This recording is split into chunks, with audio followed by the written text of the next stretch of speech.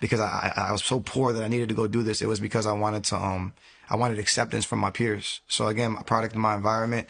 If you do these type of things, you're accepted and you're looked higher. They look at you like you're more of a man. So, if you have a girlfriend, you're a sucker. Where I'm from, you need to have multiple girls. If you're not robbing and smoking and drinking, if you're not getting money and selling drugs, you're nobody and no one looks at you. So these are the things that I did to be accepted, and at the same time maintaining a certain GPA, because I did want to go to college. I did want to eventually leave Broward, because I knew that Broward it was sucking me dry. So I left Broward at 18 and I went to Orlando, and I got accepted to UCF, the University of Central Florida. And I went there, and you think things would change. It didn't. My first 2 years, it got worse.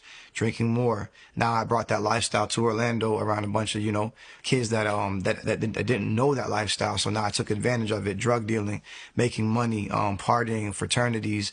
I wasn't part of one, but I'd be involved and affiliated with all of them, getting into the clubs, $2 Long Islands, pictures of Long Islands in the club, and, always drunk. Drinking and driving was a normal thing since the age of 17.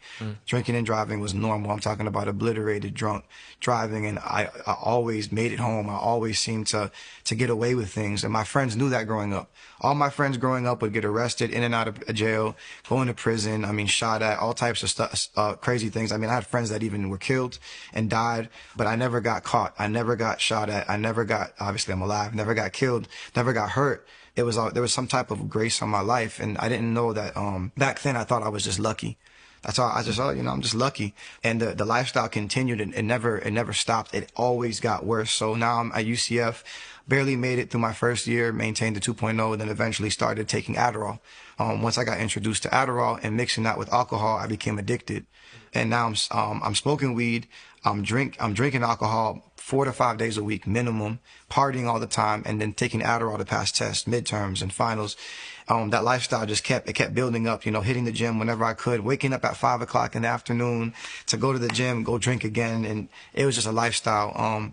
And then eventually I was like, you know what? I want to change scenery again. I was with this girl, and we were going through a lot of issues. I'm talking about, all types of abuse, man, on both ways, just a lot of, chaos. And because I was in fornication, obviously I didn't know Christ at all. And this is actually the first time I experienced sleep paralysis. Twice, actually. I was in my apartment at UCF, and I actually experienced a demon.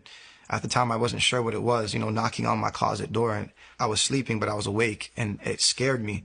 I had so much fear. But that's when, I realized, okay, there's something spiritual going on. When I woke up, I was kind of nervous, but I was like, whatever. Now, the second time was before I left to New York, because now me and my best friend at the time, we wanted to change scenery. So we said,